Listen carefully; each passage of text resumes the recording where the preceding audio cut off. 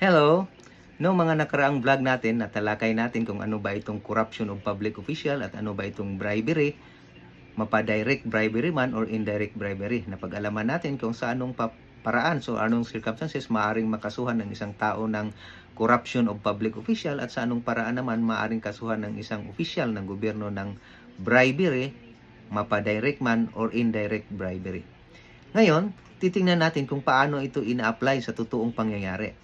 Mayroong isang kaso na nakarating sa ating Supreme Court na desisyonan ng ating Supreme Court noon pang mga panahong 1980s, mga 1984 nilabas ang desisyon na ito.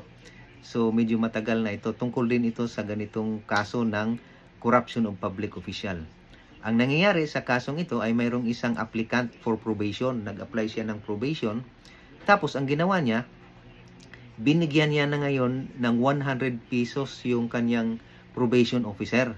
So yung probation officer naman, imbis na tanggapin yung 100 pesos, ang ginawa niya, hindi niya tinanggap, hindi siya pumayag na bigyan ng 100 peso. Ang ginawa niya, kinasuhan niya ngayon yung applicant ng probation ng corruption of public officer. So nakarating sa Supreme Court ang kanilang kaso, ang sabi ng ating Korte Suprema, dahil nga hindi naman tinanggap ng probation officer yung 100 peso na ibinigay sa kanya, ang maaring isang pangkaso lang doon sa applicant for probation is attempted corruption of public official.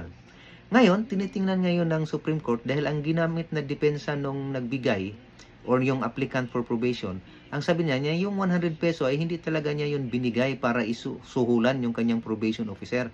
Binigyan lang niya yun para magamit pang Xerox sa mga papers o anumang kailangang gastusin na mga dokumento, pagkuha ng mga dokumento na kailangan para ma-approve o para ma-proseso yung kanyang application for probation.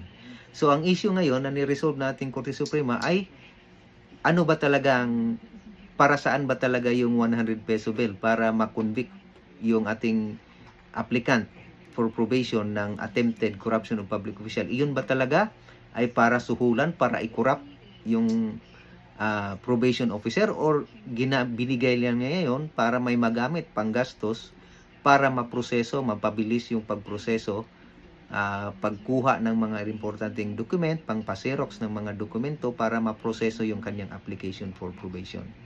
So yan po ay tatalakayin natin sa sunod nating mga videos.